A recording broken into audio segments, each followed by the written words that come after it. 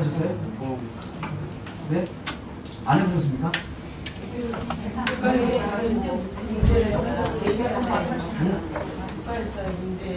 그렇죠. 어떻게 보면 우리나라가 공공임대주택 공급을 확대를 시키는 건 있지만 공공에서 임대주택 공급 확대를 하기에는 사실 여력이 많지는 않죠. 그러면 민간 임대주택에 관한 거를 활성화시켜줘야 되는데 우리가 임대사업자로 등록을 하게 되면 5% 상한에 걸립니다. 임대료가. 예, 5% 상한에 걸리면 그러면 임대주택 등록이 활성화될수록 어떻게 보면 간접적으로 공공임대주택 공급이 늘어나는 거예요. 간접적으로. 그러면은 주택시장, 그러니까 특히 주택에 대한 임대시장이 상당히 안정적이겠죠. 그렇죠? 상당히 안정적입니다. 자, 그러면은 이거 놓고 봤을 때 그럼 앞으로 정부에서는 임대사업자 등록을 더 활성화시킬 가능성이 상당히 높겠죠. 지금 중앙정부에서 지금 임대사업자 등록을 목표로 하고 있는 게 200만 원입니다. 200만 원. 이게 근데 지금 한 110만 한 호 정도밖에 안 돼요. 그럼 앞으로 임대사업자 등록을 더 활성화시키려면 혜택을 더 줘야겠죠? 혜택을. 자, 그러면은 뭔가 인센티브를 더 줘야 될 거 아닙니까? 그런데 우리가 아까 제가 8년짜리 장기보험 특별공제 50%, 그 다음에 10년짜리 70%, 그런데 8년짜리가 70%로 바뀐다고 세법 개정안이 나왔다고 했잖아요. 그럼 그런 것들을 봤을 때 무조건 세법 개정안이 나왔다고 해서 또 거의 바뀌는 건 아니에요. 근데 제가 보기에는 임대사업자 등록을 활성화를 시키려고 인센티브를 줘야 되니까 세법 개정안이 10년 70%에서 8년 70%로 바뀔 가능성은 저는 90% 이상 봅니다. 그래서 그러니까 무조건 개정안이 나왔다고 해서 바뀌는 건 아니지만 임대사업자 등록을 더 독려해야 되기 때문에 인센티브를 추가적으로 더 줄 수밖에 없다는 거죠. 추가적으로. 그래서 일단은 8년에 지금 50%가 8년에 내년부터예요. 예, 내년부터 이제 바뀌더라고 나왔었던 개정안에는 70으로. 그럼 8년에 70이면요 엄청나게 큰 거예요. 여러분들 1가구 1주택자 10년 보유하면 몇 프로 줍니까? 1가구 1주택자 80% 주죠. 그거하고 비교해서 거의 비등비등 하잖아요. 엄청난 혜택이에요. 그러니까 장기보험 특별공제라는 게 양도의 차익에 대한 공제이기 때문에 세율이 확 줄어듭니다. 그러니까 내가 만약에 장기보험 특별공제를 하니까 저기 높아봤자 얼마큼 계산 뜯어야 할 거 알죠? 네. 내가 5억에 샀어요. 10억에 팔았어. 그럼 뭐 이런 거 다 빼고 내가 5억의 양도 차익을 받죠. 그 5억의 양도 차익을 내가 내려면 얘는 지금 세율은 42%예요. 세율은 최고 세율이. 네? 네, 주택. 네. 지금 주택 얘기하는 거잖아요. 네. 제가 그럼 지금 네, 그러니까 42%잖아요. 42%. 42%인데, 자, 근데 5억의 양도 차익을 장기보험 특별공제 10년 받아버리면, 10년에서 80% 받아버리면, 5억에 80% 공제하면 1억이에요. 그리고 지금 1억의 양도 차익에 대해서 세금 얼마입니까? 6, 15, 24% 아니에요? 24% 구간인가? 35%? 아, 8,800. 아, 그렇구나. 35% 구간이죠. 그 35% 부과되면 1억에 35% 부과가 걸리면 3,500만 원에 무징공제 1,490만 원 빼주니까 2천만 원밖에 안 내요. 어마어마한 거예요. 잠깐 여러분들 최근에 4월달에 장기보험 특별공제 그나마 일단 30%가 없어진다는 거는 세금이 많아진 거예요. 엄청나게 많아진 거예요. 그럼 재건축도 하는 게 좋네요. 네? 재건축도 하는 게 좋고. 재건축이요? 가지고 있는 사람도 공공사업에 대한 안 파실 거예요. 그렇게 해서도 그러니까 왜 그러냐면, 그러니까 이런 분들이 계시죠. 그러니까 내가 예전부터 이제 주택 하나 두고 있다가 강남에 살다 보니까 옆집 이제 한달 옆집 아줌마가 옆에 가서 저희 개포주공 하나 산 거예요. 좋다고. 그래서 나도 2000원 초반에 나는 그냥 개포주공 하나 사무차. 샀어요.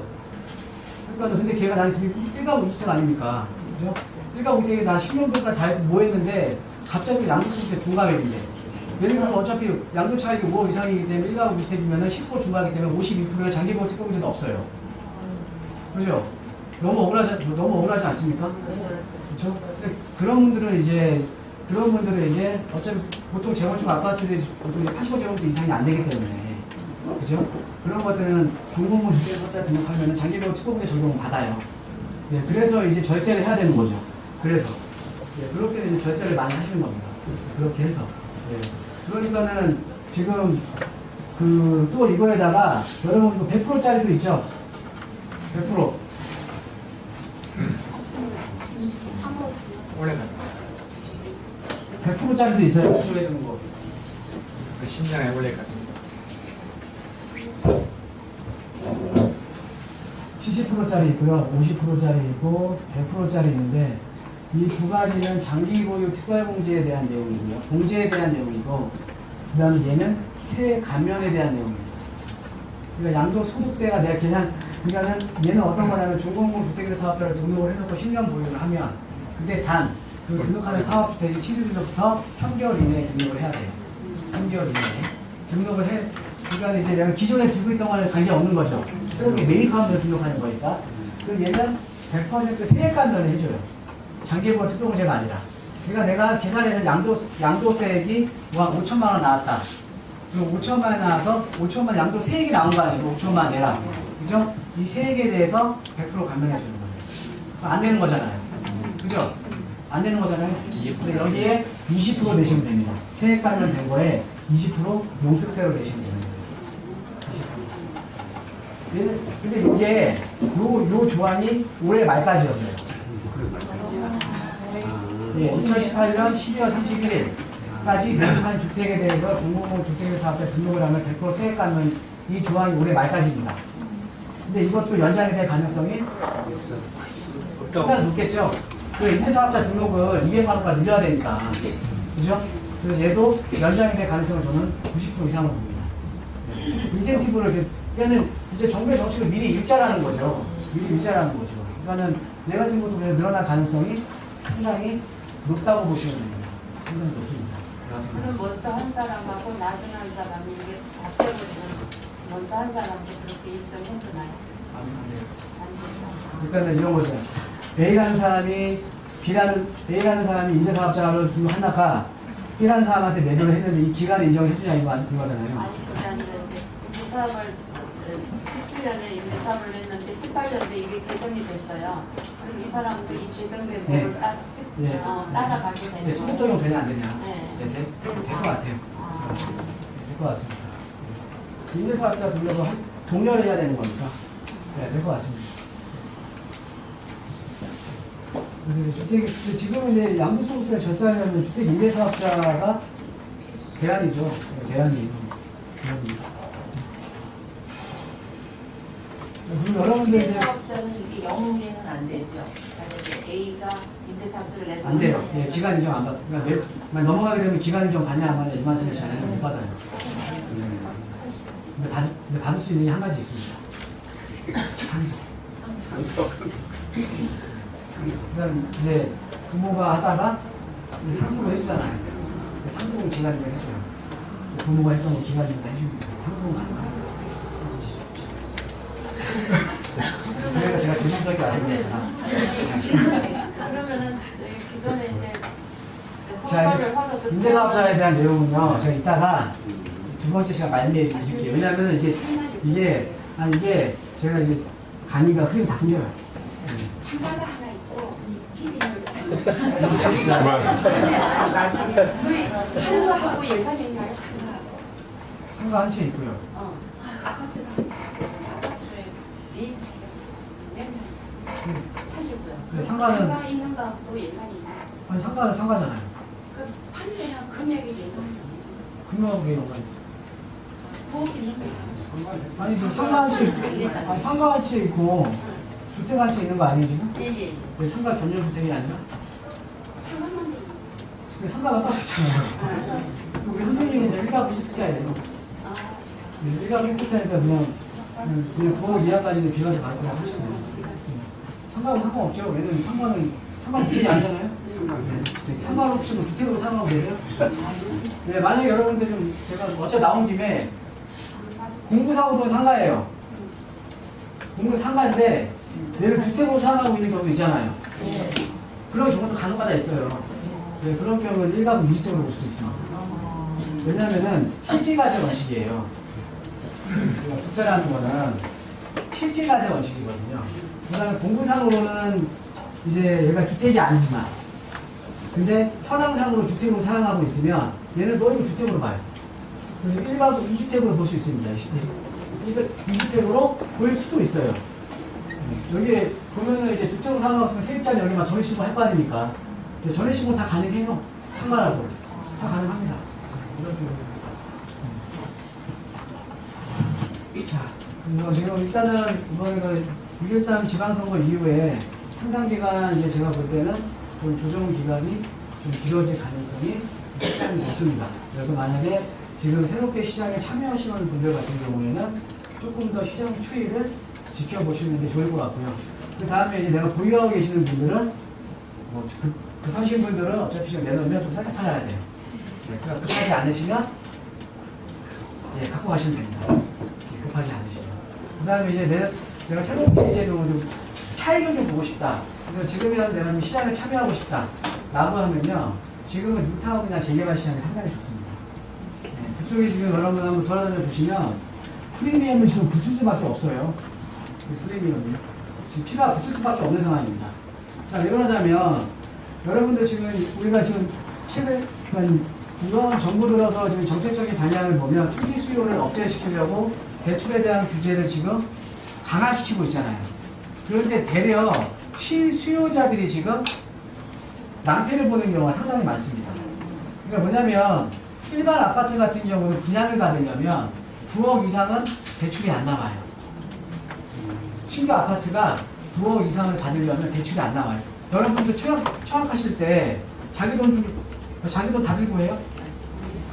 일단 제한돈만 치는 거잖아요. 그러면 중도금은 어떻게 해요? 이제 신용금에서 은행에서 이제 중도금 대출 받죠?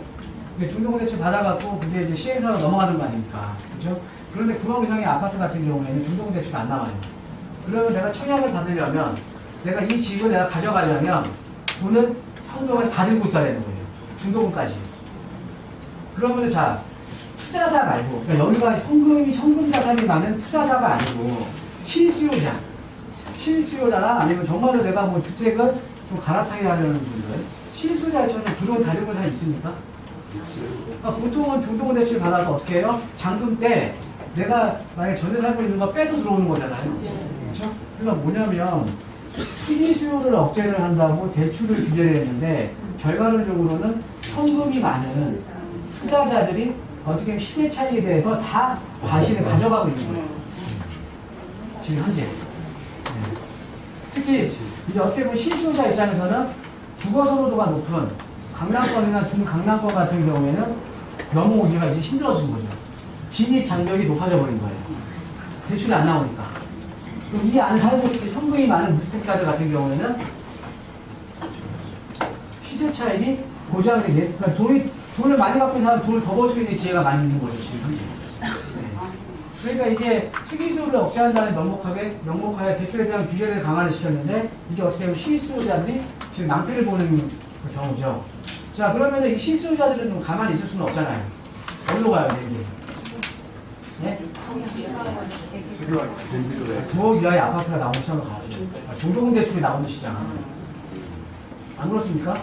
중도금 대출이 나오는 시장으로 가야 될 거 아니에요. 중도금 대출 안 나오니까 9억 이상은 이제 쳐다보지도 못하는 거니까 쳐다보지도 못하니까는 거기 그러니까 이 좋은 지역 같은 경우는 더 진입장벽이 높아진 거고 얘네들 입장에서는 그러면은 중도금 대출이 잘 나오는 시장으로 들어가야 될 거 아니에요. 그게 강북 지역에 있는 뉴타운 재개발 시장이에요. 그러니까 거기도 지금 청약률이 높은 거예요. 실수요자들이 대거 이쪽에 들어와 버리니까. 그러니까는 그 실수요자들이 뉴타운 재개발에 많이 들어가죠. 그리고 이제 경쟁률이 심화되면은, 자, 심화는 무조건 이게, 물론 이제 전매 제한이, 내가 일반 분양 받으면 지금 전매 제한 들어가잖아요. 그죠? 1년 6개월 들어가잖아요. 전매 제한 들어간다고 하더라도 어찌됐든 경쟁률이 심했던 지역들은 프리미엄이 또 많이 붙어 있겠죠. 프리미엄이 많이 붙어 있다는 거는 조합원부터 같이 올라가는 거잖아요. 우리가 입주권하고 분양권이 있는데, 분양권의 프리미엄이 올라가는 거는 조합원권 입주권에 대한 가격도 올라가는 거잖아요. 그래서 지금 이런 재개발 뉴타운의 이런 선순환 구조가 지금 만들어진 거예요. 선순환 구조가. 그러니까 여의도에 계시는 분들 사실은 지금은 재건축을 좀 규제를 강화시키고 있고, 그 다음에 재건축에 비해서 재개발 같은 게 규제가 상당히 느슨합니다. 여러분 재개발 총괄 컴퓨터에 들어보셨어요? 있는 사람은 좀 팩트 말해야 되겠네. 지금 저희 들어가라고 했는데 갖고 계시는 거 안 받아야 돼요. 여러분 재개발에 대한 뭐 초과이익 환수제 있습니까? 없죠? 없잖아요. 자, 그 다음에 우리가 재건축 같은 경우에는 조합설립 인가가 되면 그 이후부터 소유권 이전되기까지, 그러니까 중국 이후 소유권 이전되기까지 못 팔아 먹잖아요. 네, 조합원 지휘양도가 금지됐잖아요. 재개발은 안 그래요. 그러면 여러분 재건축이 조합이 설립이 되고 그러니까 지난 8일치 이후에는 부정법이 개정이 되면서 이 재건축 아파트가 조합 설립이 되면 이 이후부터 조합원께 지휘양도가 안 돼요. 네, 그런데요. 지난번에 관리 처분 전에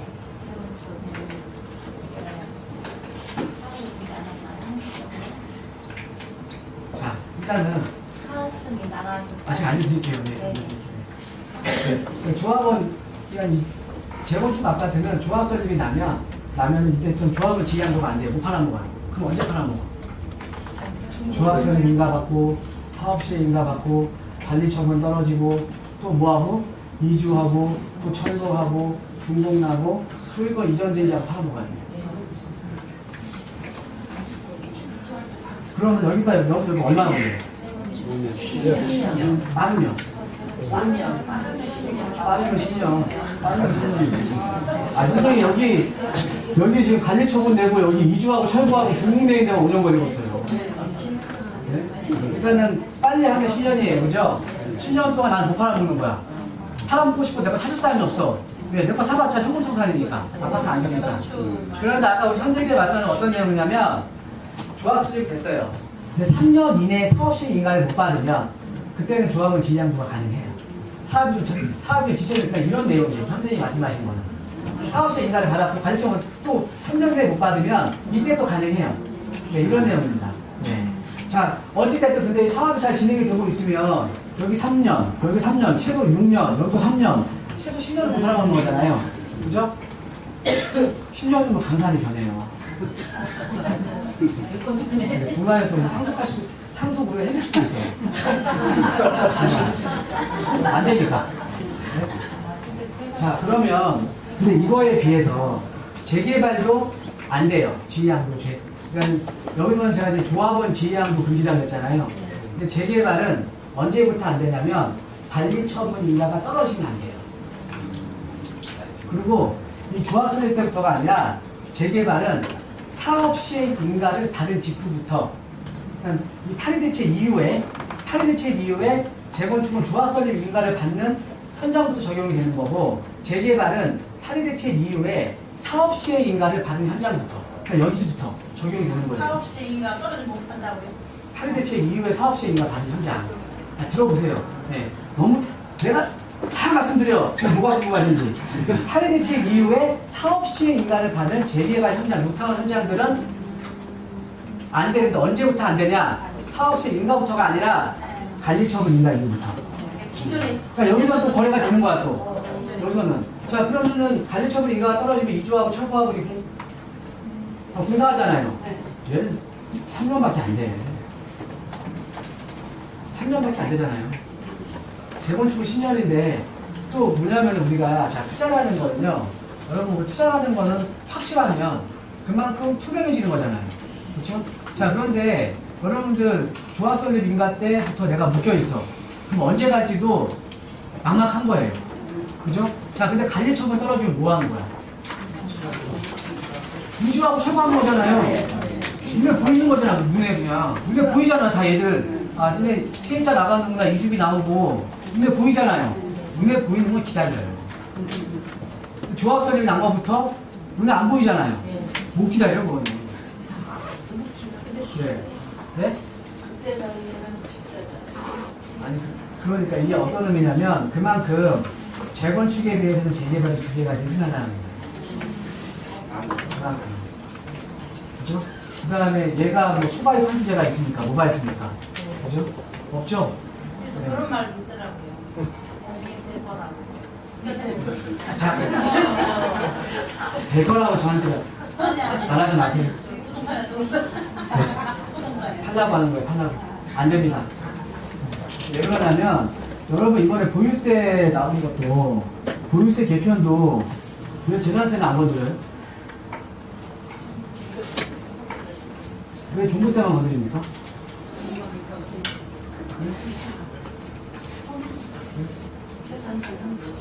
만약에 이 재산세 건드렸으면 이번에 여당이 압수 못했어요.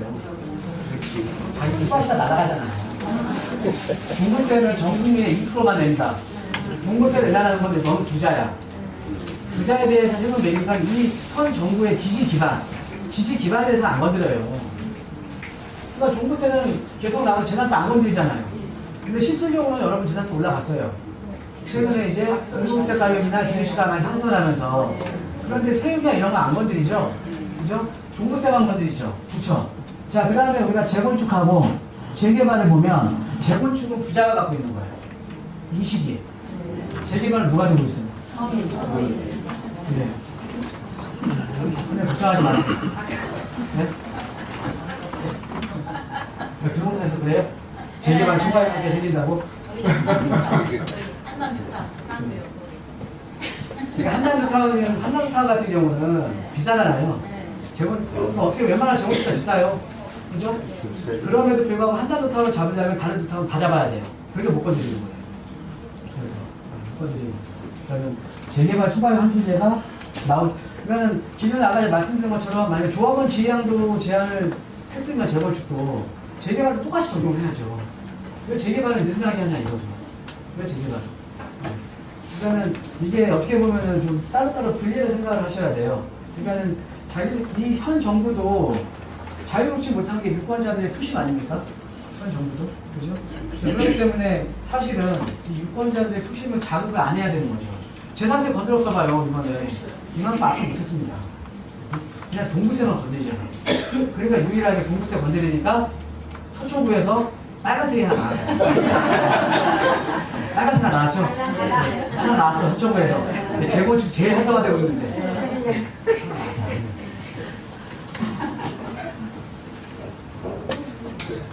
어저께는 경남지사인가? 재밌더라고요. 엎치락뒤치락. 자, 그래서 지금 어쨌든 여러분들 지금 투자를 하셔야 되는, 만약에 지금 투자를 하실 분들 같은 경우는 지금 이제 재개발이나 뉴타운 지역이 상당히 괜찮습니다. 지금 일단은 여러분 이제 아파트 가격이 상승을 하면서 일단은 조합원 입장에서 손해볼 게 없어요. 그러니까 이런 거죠. 재개발이라든가 이런 데 재건축이 좀 취약한 게 단순하게 보면 아파트 가격이 강남이 비해 낮아. 낮으니까 얘가 분양이 안 돼버리면 얘네 비례율 자체가 확 꺾여버리는 거예요. 그러니까 조합원의 추가 분담이 늘어나는 거예요. 근데 지금은 분양이 안 될 가능성이 없잖아요. 그래서 좀 높아도 다 돼버리죠. 네. 그러니까 조합원 입장에서는 리스크가 없는 거예요. 네, 리스크가.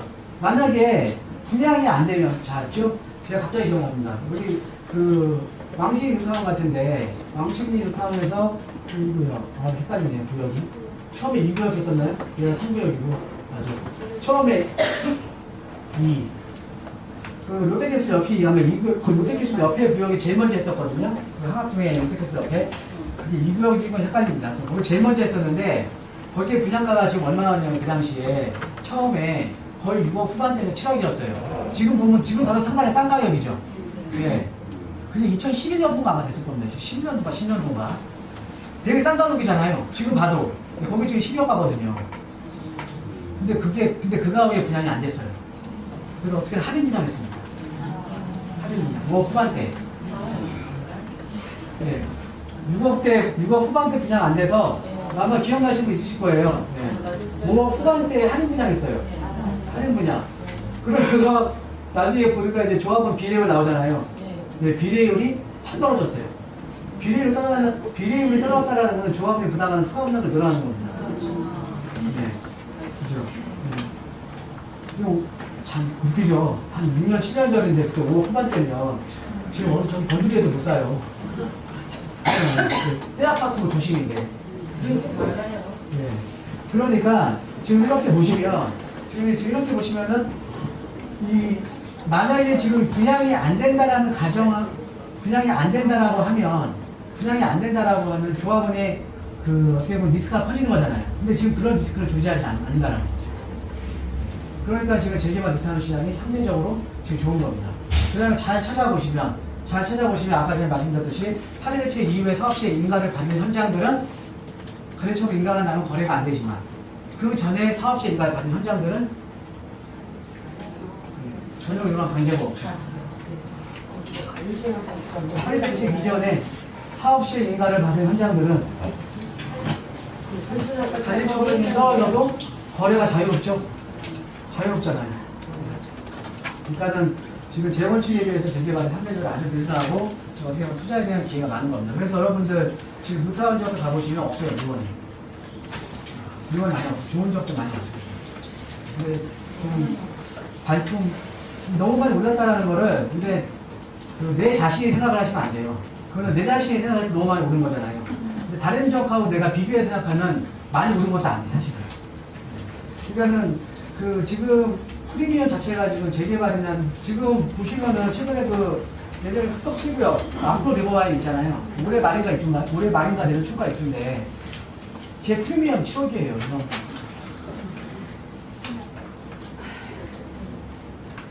이렇게 유상이잖아요. 네. 한 가구만 나오는 거예요. 네. 걔가 지금 프리미엄 7억이에요. 네, 25평 같은 거 지금 한 30평한테 한 가구만 나오는 거거든요. 일반 분양가에 프리미엄만 7억에서 8억, 9억 사이 나옵니다. 피만. 자, 그래서 좀 투자를 생각하시는 분들은 지금도 뭐 재건축 같은 경우 규제가 강화되고 있지만 뉴타운이나 재개발 지역 같은 경우는 지금 들어가도 먹을 것들이 많아요. 사실. 여기 많습니다. 그리고 이제 재건축이 공급이 유축이 되고 이렇게 보시면 돼요. 이거를 보시면 지금 제가 정책적으로 지금 풀어드린 거잖아요. 정책적으로 풀어드린 건데 그 안에 조금만 파고 들어가면 근데 재개발이 계속 되면서 물량 많아지는 거 아닙니까?